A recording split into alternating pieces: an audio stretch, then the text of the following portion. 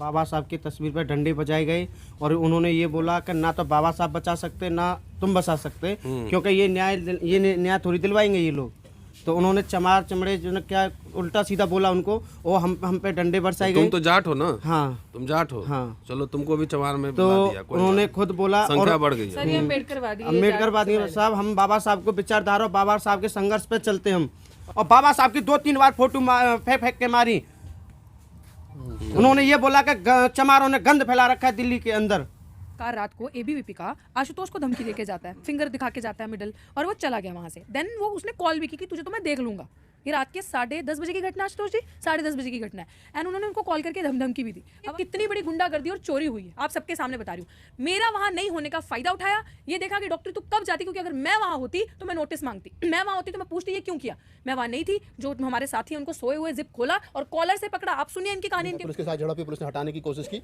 Police जो अपनी खाना पूर्ति कर सकती थी, घोषणा करना, बार बार अनाउंस करना कि हमने धारा 144 यहाँ पे लगा रखी, आप लोग यहाँ नहीं बैठ सकते, तितर बितर वगैरह वगैरह बहुत सारी बातें उन्होंने कही। आशुतोष, रितु और तमाम जो लोग थे, उन्होंने पुलिस से कहा कि आपने कब इसको यहाँ पे मतलब धारा 144 लगाई, हमारा धरना उठाने से पहले आपने नोटिस क्यों नहीं दिया, हमें बताया क्यों नहीं, ऐसे कैसे हो गया।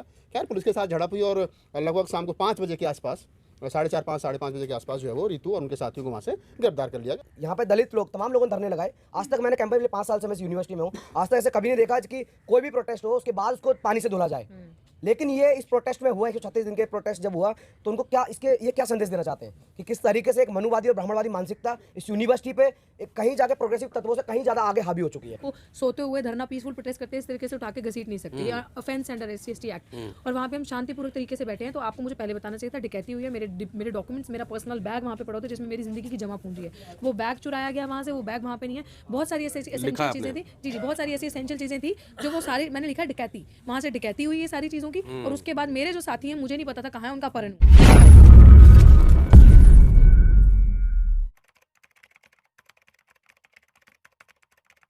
28 अगस्त 2023 से 9 जनवरी 2024, 136 दिन दिल्ली यूनिवर्सिटी के गेट नंबर 4 पर लगातार धरना जारी रहा, प्रोटेस्ट जारी रहा डॉक्टर रितु सिंह का।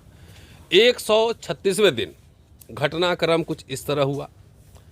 सुबह पुलिस आई और बगैर किसी सूचना के जितने वहाँ पे लोग धरना पे बैठे थे उनको डिटेन किया और सारा तंबू उखाड़ दिया। उसके बाद दिन भर घटनाक्रम हुआ।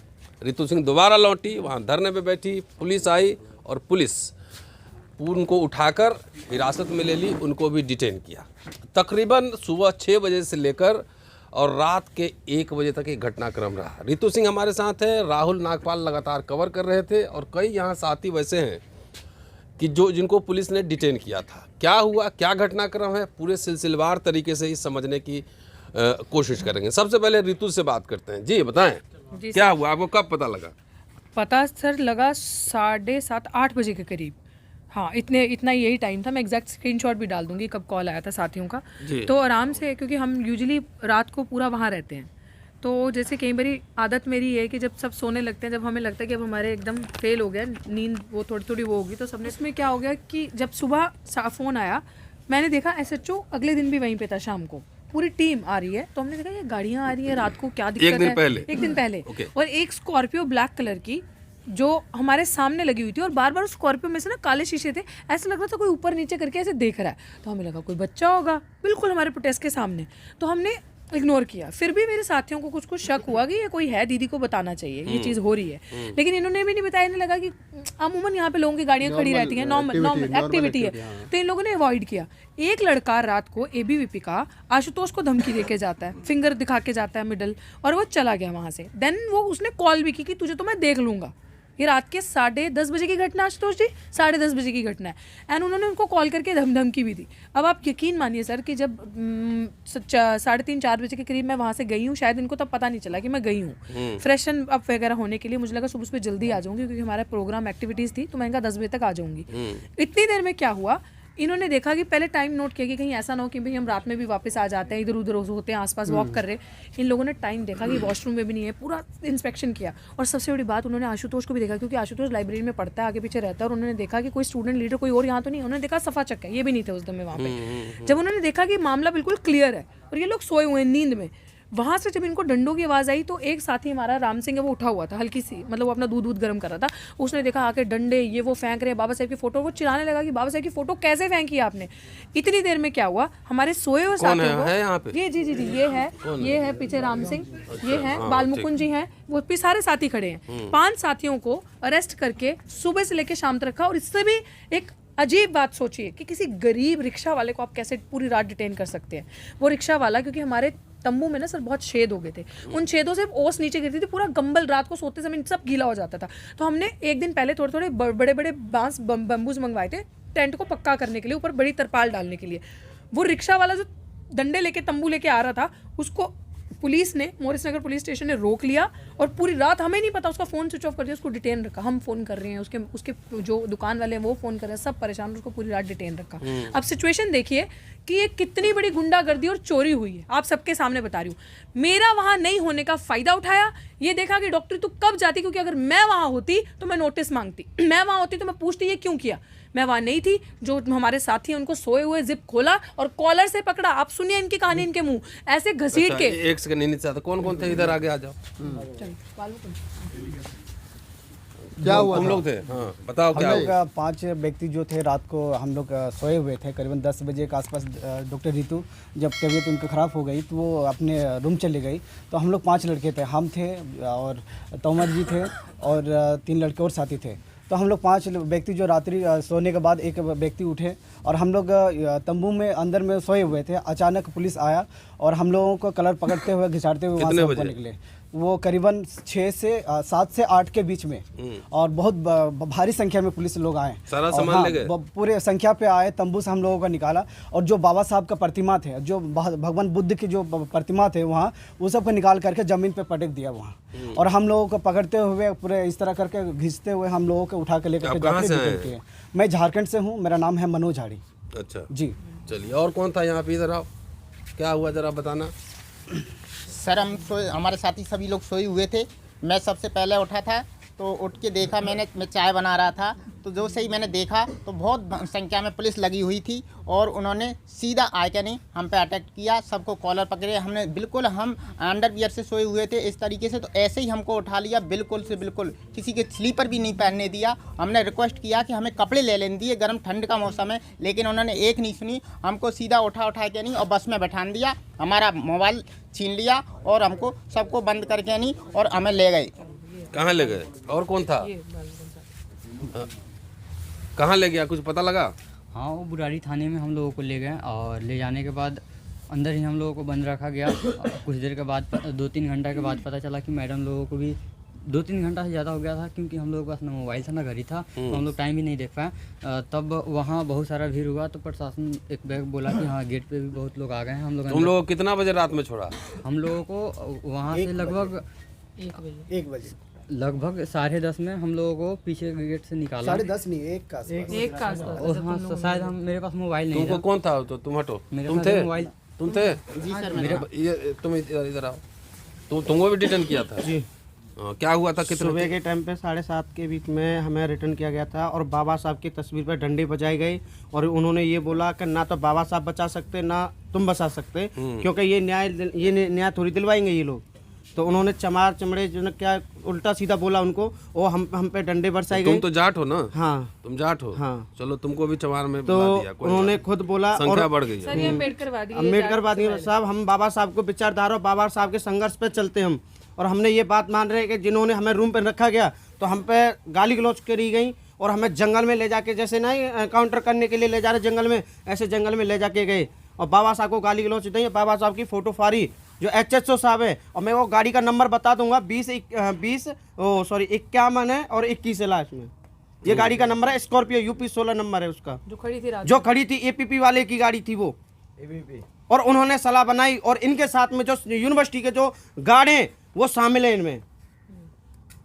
उसमें शामिल है। खिलाया कि नहीं ले गया? तो वो खाना, एक हमारे जो बिरादरी के थे, ऐसी समाज के जो थे, उन्होंने खाना अपनी ओर से मंगाया था, चाय उन्होंने ही पिलवाई थी। कपड़ा भी नहीं था शरीर, कपड़े भी नहीं थे हमारे साथ में। ये लोवर था एक, और एक ये टी-शर्ट थी, ये इसके अंदर है जो गर्म वाली, वो थी खाली बस। और हमारे पैरों में चप्पल नहीं थी, घसीट के लेके गए और बाबा साहब की 2-3 बार फोटो फेंक के मारी। उन्होंने ये बोला कि चमारों ने गंद फैला रखा है दिल्ली के अंदर। अच्छा। हाँ, पर ये चीज़ मैं बताना चाहता हूँ डॉक्टर रितु जी, जब तक संघर्ष जारी है, जब तक हम पीछे नहीं हटेंगे, चाहे हमारी जान देनी पड़ जाए। चलिए राहुल, आप कल दिन भर कवर कर रहे थे और ऑन द स्पॉट थे, क्या क्या हुआ? धरना उठ गया पूरा कंप्लीट? कोई नामो निशान नहीं है? नहीं, वहाँ जब मैं रितु का मेरे पास फ़ोन आया, मैं एयरपोर्ट से बाहर निकला था, नागपुर से आया तो फ़ोन आया कि भाई ऐसे बात होगी, तो मैं फिर दिल्ली यहाँ आया तो यहाँ कुछ नहीं था, मतलब बिल्कुल सपाचट था, कुछ भी नहीं वहाँ पर, मतलब लग ही नहीं रहा था कि यहाँ पे कभी कुछ हुआ है, बिल्कुल क्लीन था, नीट एंड क्लीन। तो वहाँ से हम लोग फिर हम रितु से संपर्क किया, फिर रितु वहाँ पर तमाम लोग पहुँचे, पत्रकार पहुँचे, एक्टिविस्ट लोग पहुँचे, फिर वहाँ पर बैठे, पुलिस के साथ झड़प हुई, पुलिस ने हटाने की कोशिश की। पुलिस जो अपनी खाना पूर्ति कर सकती थी, घोषणा करना, बार बार अनाउंस करना कि हमने धारा 144 यहाँ पे लगा रखी है, आप लोग यहाँ नहीं बैठ सकते, तितर बितर वगैरह वगैरह बहुत सारी बातें उन्होंने कही। आशुतोष, रितु और तमाम जो लोग थे, उन्होंने पुलिस से कहा कि आपने कब इसको यहाँ पे मतलब धारा 144 लगाई, हमारा धरना उठाने से पहले आपने नोटिस क्यों नहीं दिया, हमें बताया क्यों नहीं, ऐसे कैसे हो गया।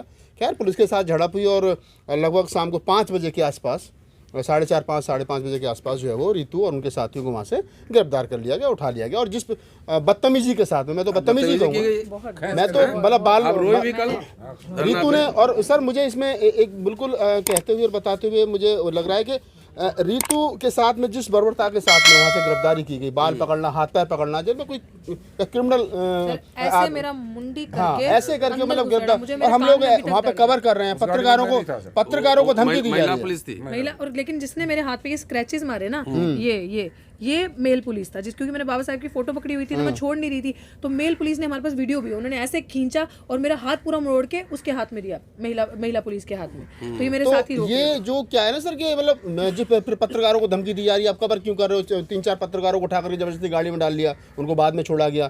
तो ये जो पूरा घटनाक्रम रहा है, और मैं सबसे ज़्यादा इसमें समाज को भी दोषी मानता हूँ कहीं ना कहीं, कि रितु ने 9 बजे कॉल की कि आप, मैं यहाँ पर अकेले हूँ, आप लोग आइए, लेकिन जो समाज के ठेकेदार और समाज के अपने आप को मेड करवा दी, और जो छोड़िए, नहीं फिर भी वो इसलिए कहना जरूरी है कि लोगों को मैसेज भी जाना चाहिए कि अगर वहाँ पे 500 या 1000 आदमी इकट्ठा हो जाते तो मैं ये कह सकता हूँ कि आंदोलन नहीं हटता, लेकिन लोग वहाँ नहीं पहुँचे। बार बार अपील के बाद में 9 बजे से लेकर के शाम को 5 बजे तक 8 घंटे तक अपील करने के बाद में वहाँ इतने भी आदमी नहीं पहुँचे कि हम पुलिस से सवाल जवाब कर लें। तो रितु की हिम्मत को मैं दाद देता हूँ कहीं ना कहीं, लेकिन जो हुआ वो गलत हुआ और नहीं होना चाहिए था। वीर सिंह साहब, आप थे दिन भर कल, कितने बजे आए थे आप? मैं सबसे पहले पहुंच गया था मोस्टली, बाद में रितु आई। हाँ, तो मेरी काफ़ी झड़प हुई पुलिस से।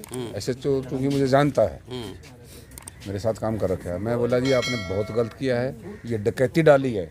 जैसे मुझे पता लगा, मैंने 100 नंबर पर फ़ोन कर दिया था पहुंचने से पहले ही कि हमारे धरने से सारा सामान हटाया गया है, डकैती हुई है, हमारे 5 आदमियों का किडनैप कर लिया गया है, वो कहाँ है, रितु की जान को खतरा है। ये चीज़ें मैंने 100 नंबर पर बताई।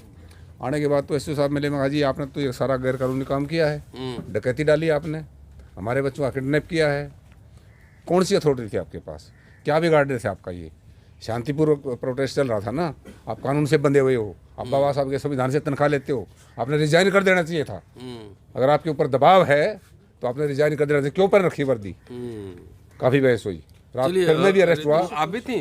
अरेस्ट हुआ मैं, रितु के साथ ही गाड़ी में था मैं। आशुतोष था, मतलब सुबह 4 बजे मैं गया आर्ट्स फैकल्टी से अपनी स्कूटी खड़ी करके, एक भैया की स्कूटी थी, तो उस वक्त मैं निकल गया, लाइब्रेरी से निकला, 11 बजे लाइब्रेरी, 11 से 4 बजे तक लाइब्रेरी में था। 4 बजे मैं वहाँ स्कूटी खड़ी करके फ्लैट पे चला गया वॉक करते हुए एक दोस्त के साथ। तो मैं तो सो गया था। सुबह 10 बजे के वक्त जब मैं उठा, मेरा फ़ोन देखा, बहुत सारी मिस कॉल पड़ी थी और फ़ोन चार्जिंग पे लगा था अलग। तो अचानक से मेरे रूममेट बोलता है कि तुम्हारा धरना हटा दिया। तो मैं भागते हुए वहाँ से आया, देखा तो पूरा धरना एकदम, मतलब ऐसे लग रहा था यहाँ कभी कुछ हुआ ही नहीं था। उसके बाद उसको पानी से धुला जा रहा था, उसमें झाड़ू लगाई गई, पानी से धुला गया। इसमें ये दलित लोग बैठा था तो वही बात, एक क्वेश्चन उठता है, एक सवाल उठता है कि जब यहाँ पे दलित लोग, तमाम लोगों ने धरने लगाए, आज तक मैंने कैंपस में 5 साल से मैं इस यूनिवर्सिटी में हूँ, आज तक ऐसे कभी नहीं देखा कि कोई भी प्रोटेस्ट हो उसके बाद उसको पानी से धुला जाए। लेकिन ये इस प्रोटेस्ट में हुआ, 136 दिन के प्रोटेस्ट जब हुआ, तो उनको क्या ये क्या संदेश देना चाहते हैं कि किस तरीके से एक मनुवादी और ब्राह्मणवादी मानसिकता इस यूनिवर्सिटी पे एक कहीं जाके प्रोग्रेसिव तत्वों से कहीं ज़्यादा आगे हावी हो चुकी है कि अगर कोई दलित, कोई शूद्र अगर प्रोटेस्ट में बैठता है, कैसे बैठता है, तो उस जमीन को धुलाई जाएगी, चाहे वो पहले तो शुद्धिकरण जिसको बोलते हैं ब्राह्मणिकल लैंग्वेज में हो सकता है, सॉरी, शायद गोमूत्र और गंगा जल से धोया हो, ये तो अब कह नहीं सकते, लेकिन हो सकता है। हो सकता है। लेकिन ये जरूर किया गया था हमारे सामने, वहाँ पर पानी से वीडियोस हमने लगातार सर, ये SC लगातार एक्ट धुला के गया। अंदर ऑफेंस है और इस पे कार्रवाई की जाएगी कि आपने दलितों को अच्छा रोकने के बाद। आप जो है और कुछ कहना? हाँ, और उसके बाद जैसे प्रोटेस्ट शुरू हुआ, डॉक्टर रितु भी आई, हम लोग गैदर हुए शांतिपूर्वक, अम्बेडकर की तस्वीर और संविधान लेके बैठे। तो कुछ देर बाद जब SHO बार बार बोल रहा है 144 धारा लग चुकी है, उसमें डेट जो नोटिस लगाया था, बड़ा सा नोटिस भी नहीं था, एक प्रिंट करा के लेके आए थे कहीं से, 26 दिसंबर से 22 फरवरी 20 हाँ कुछ भी था, मतलब 26 जनवरी से 26 दिसंबर से लगा हुआ था। मतलब इतने दिन से हमारा प्रोटेस्ट चल रहा था, आप पिछली डेट से लाके नोटिस दिखा रहे हो, बाद में बोल रहे हो कि देखो धारा 144 लग चुकी है। उसके बाद डॉक्टर रितु को वहाँ पर ACP दलित बुलाई, उसके बाद जानबूझ के दलित बुला के, क्योंकि उनके वो पहले कुछ नहीं, तमाम वार्निंग दे रहे थे, धमका रहे थे, तमाम जो हमारे आसपास जो अपना हमारे साथी लोग थे उनको धमका रहे थे, लेकिन हम नहीं हट रहे थे कि हम नहीं हटेंगे जब क्योंकि ये लड़ाई बहुत सामान्य और बहुत न्यायप्रिय लड़ाई है। तो बार बार कहने पर नहीं हटे, तो दलित ACP बुलाई। उसके बाद डॉक्टर रितु के साथ असॉल्ट हुआ, लेडी थी अलकाज़ाद जो मेरे केस की IO भी है, बाद में सविता राय को अरेस्ट नहीं किया हाँ। और मुझे डिटेन किया और खींच के और ऐसे ऑर्डर दिया मारो। जो क्रिमिनल होता है उससे बेतुका गंदा उनके साथ क्या बर्ताव हुआ, ये सारी चीज़ें की गई। उसके बाद खींचते हुए असोल्ट किया, कहीं इतने गंदे तरीके से मेल पुलिस ने डॉक्टर रितु को टच करते हुए सीधा ले गए। आप धरने पे बैठी, आप धरने पे बैठी, आपने पुलिस को क्या धरने पे क्या पर्पस था, क्या लिख के दिया, कुछ किसी पे शिकायत दर्ज की, FIR कराया, क्या था? जी सर, अभी कल ही मैंने FIR दर्ज करवा दी थी। FIR दर्ज करने के लिए पहले तो कंप्लेन कर दी थी। कंप्लेन करा तो कंप्लेन में ये सारी चीज़ें मैंने लिखी कि जिस तरीके से ये मुकदमा SC/ST एक्ट के अंदर हो रहा है, पहली बात तो आप किसी को सोते हुए धरना पीसफुल प्रोटेस्ट करते हैं इस तरीके से उठा के घसीट नहीं सकते, ये ऑफेंस अंडर SC/ST एक्ट। और वहाँ पे हम शांतिपूर्वक तरीके से बैठे हैं। तो आपको मुझे पहले बताना चाहिए था, डकैती हुई है, मेरे डॉक्यूमेंट्स, मेरा पर्सनल बैग वहाँ पे पड़ा होता है जिसमें मेरी जिंदगी की जमा पूंजी है, वो बैग चुराया गया वहाँ से, वो बैग वहाँ पे नहीं है। बहुत सारी ऐसी एसेंशियल चीज़ें थी, जी बहुत सारी ऐसी एसेंशियल चीज़ें थी जो वो सारी मैंने लिखा है डकैती, वहाँ से डकैती हुई है सारी चीज़ों की। और उसके बाद मेरे जो साथी हैं, मुझे नहीं पता था कहाँ है उनका अपहरण हुआ है, मेरे लिए तो मुझे नहीं पता वो कहाँ पे है। ऑल ऑफ सडन उनका फ़ोन नहीं मिल रहा, कुछ नहीं मिल रहा, आप उठा के ले गए, वो है कहाँ पे है। तो अब मैंने कंप्लेन दी है और आगे से सुनने में ये आता है कि हम प्रिलिमिनरी इंक्वायरी करेंगे, which means you are again committing an offence under SC/ST act section 18A का वायलेशन, जो कि कहता है no preliminary inquiry, first hand पे आपको FIR रजिस्टर करना है। ये देखो आप कैसे, और आप कहते हो कि संविधान SC/ST एक्ट बचा हुआ है और आपको लगता है संविधान बचा हुआ है। जो पुलिस प्रशासन है वो खुद इलीगल तरीके से काम करी। और आज भी जब हम वहाँ पे गए थे सिंबॉलिक प्रोटेस्ट करने के लिए, तो हमने वहाँ पे गए, हम वहाँ खड़े होकर प्रोटेस्ट किया सिंबॉलिक तरीके से। और प्राचा साहब ने उनसे What notice is your future course of action? Definitely we are gonna sit from tomorrow only. कल हमारी कोर्ट के अंदर तारीख है 156(3) की, हम लोग वहाँ पे जाएंगे, we'll tell put our case in front of the, जो भी वहाँ पे जज होंगे उनके सामने बताएंगे कि किस तरीके से बर्बरता से एक फेक फोर्ज जो प्राचा साहब ने बताया हमें कि ये नोटिस वैलिड ही नहीं है, ये नोटिस जो दे रहे हैं ये मनगढ़ंत, ये साजिश के तहत है, इस नोटिस ये इलीगल नोटिस है। उन्होंने सारा एक्सप्लेन किया, जो भी उनकी अंडरस्टैंडिंग है लॉ की, तो उस हिसाब से उन्होंने चीज़ें बताई। अब कल कोर्ट में आर्ग्यूमेंट होगा और बहुत सारे वकीलों को जो भी आपके माध्यम से सुन रहे हैं 30 हज़ारी कल आपको पहुंचना है सुबह 10 बजे। उसके बाद सर कल शाम को ही हम धरने पे आके बैठेंगे। चलिए सर एक चीज़ और मैं बोलना चाहता हूँ, जो पुलिस के तुम्हारे खिलाफ मुकदमा दर्ज होगा, ये बात हमें धमकी दी गई थी और ये बोला था कि अगर तुम यहाँ आसपास ये दिल्ली के अंदर अगर दिखाई दोगे तो हम तुमको जेल में डाल दिया जाएगा। ये पुलिस का कहना है। अघोषित इमरजेंसी है, चुनाव आ रहा है, ध्यान रखिएगा। शुक्रिया सर। आपका क्या कहना है, पहले आपका नंबर और डॉक्टर रितु का नंबर? मुझे कोई अचंभा नहीं हो रहा है, मैं इतिहास का छात्र हूँ ना, जितना पीछे देखता हूँ उतना आगे भी देखता हूँ। तो RSS BJP क्या करेगी मुझे पता है, लेकिन इसी में आपका नर्व्स भी जो है ना वो टेस्ट होगा, कितनी रीढ़ है कितनी कुवत है। तो डरने की बात नहीं है, अभी ग्लोबल वर्ल्ड है, संघर्ष जारी रहेगा, जो हुआ वो उसका मुझे कोई अचंभा नहीं।